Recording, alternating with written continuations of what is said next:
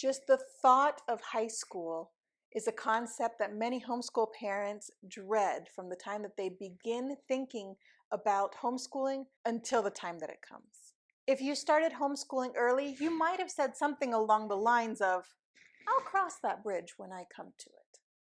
Well, for me, I've arrived at the bridge and I am face to face with the question of, now what do I do? This is where many parents abandon homeschool and decide to either send their children to a public high school or a private high school, or just call it quits altogether and just say, let's just do a GED and get this over with.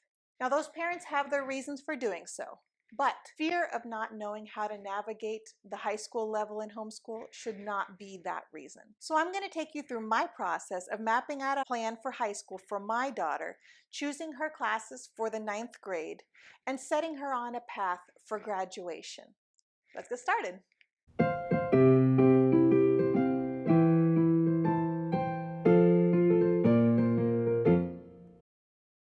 The first thing we need to do is check our state's graduation requirements. Overall, all the states have similar graduation requirements for their public schools. There are some states that have certain requirements that they want their students to meet, and you need to make sure that you are going according to your state's requirements for graduation. Now, here in Texas, they do have different requirements for both public schools and private schools. Homeschools are counted as private schools. Because of this, they are very unregulated. Basically, I get to be the judge of when I think that my child is ready to finish high school.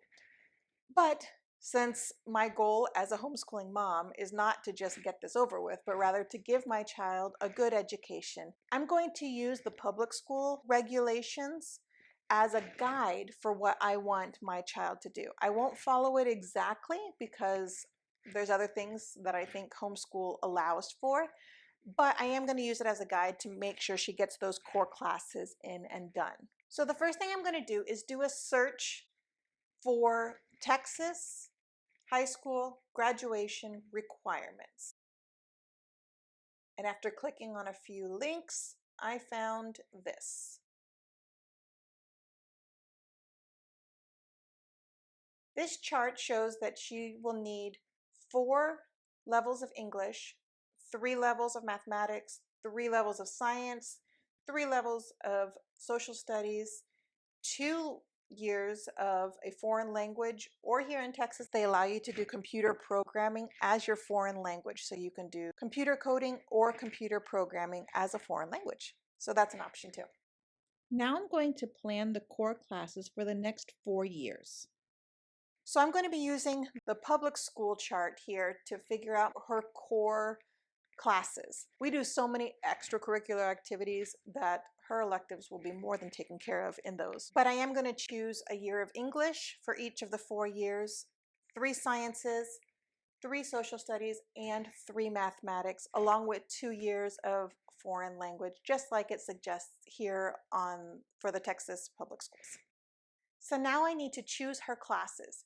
If you've seen any of my other videos, you know that I usually use My Father's World and all of their curriculum for all of my kids. This year is going to be a little bit different for a couple of reasons. One of which is because our schedule is going to be a little changed for this year. We're actually going to have to scrunch down a year and get all of her classes done in less time. So for that and some other reasons, I'm not going to be using My Father's World for my 9th grader. I am going to continue to use it for my other kids, but not this year for 9th grade. So I'm going to be selecting each individual course that she'll be doing.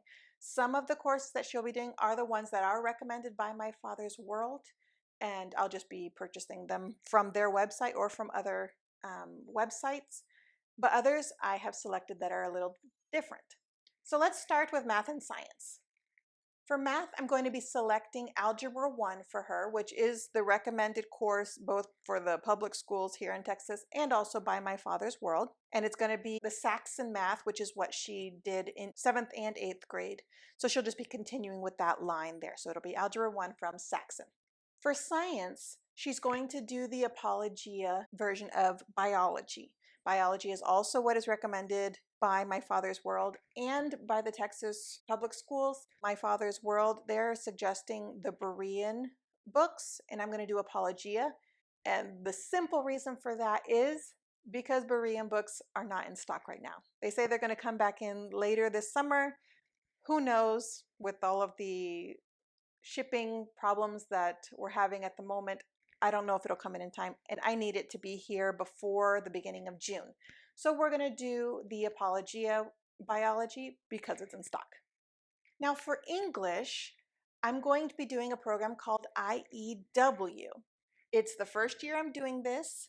It's been recommended to me from a family member. She said it was excellent, and I'm going to try it this year. I was able to purchase it used, so I was able to save some money that way. So it'll be a new experience for me. We haven't done anything from IEW before, but I'll let you know how that goes in future videos. Now for social studies, I went back and forth of what to do here.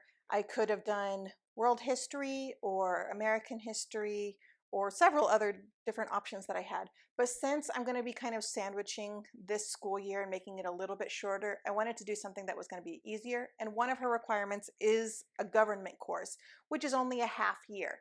So I'm going to do that this year. So I was searching for different government courses and I found Constitutional Literacy by Apologia. Now, if you haven't seen what this is, it looks fascinating. It goes over the Constitution and what the country thinks of the Constitution now and how they're distorting it. It's a DVD course that goes along with a workbook, and there is a trailer that you can watch on their website that I will link below. I'll put links for all of these books below so that you can take a look at those. But I definitely recommend that you watch the trailer for this. It looks so interesting, and when I saw it, it got me excited to watch it. And I thought if it looked interesting to me, it might be interesting to her. So that's the government course that I went for. The other courses that she'll be doing is this year she'll begin learning Italian. I haven't selected which program she'll be using. I'm looking into Babbel, I'm looking into Rosetta Stone. I'm not really sure which one yet, but we have decided that she's going to learn Italian, so she'll be beginning that.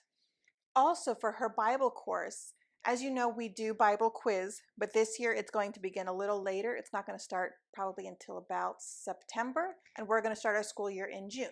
So since she has a few months there to learn something else, she's going to be doing a course from Hebron Ministries Bible Institute from Guatemala that we were able to buy one of the courses on DVD, and it's about Revelation and Daniel. And that's going to be really cool because she's memorizing the book of Revelation this year for her Bible quiz. She'll be doing another section of the book of Revelation for this year. So it'll go hand in hand with what she does at the beginning of the school year with what she does at the end of the school year. And last but not least, she'll also be doing her fine arts, which is her flute lessons and her piano lessons, which she's been doing now for years. She'll just continue with that, and that'll be counted as part of her school grades. As you can see, it's not that hard to select what classes your child needs. If you just go based on requirements for your state, and if your state is not regulated like Texas is, it makes it even easier. Your child can learn whatever your child wants to learn, or what you want them to learn, or what you think is important in life. It could be personal finance. It could be a trade. It could be something that they can work towards for their future, whether it be courses that are required by a university that they want to go to in the future. Or if they don't plan on going to a university, they can start a business while they're still at home, and that can be counted for high school credits. Homeschool gives you so many options, and it's one of the blessings of being able to do homeschool because there's so much flexibility, and your child can learn exactly what they need to learn for life and not just checking boxes like you would do in a public school or even in a private school, but rather you can choose a path for them, not only for high school graduation or college graduation, but they can get started on what they want to do for life and what God is calling them to do. I hope this video has been helpful to you. If you have any questions, please feel free to leave them in the comments and I will try to answer them as quickly as possible. And until then, we'll see you next time. Bye-bye.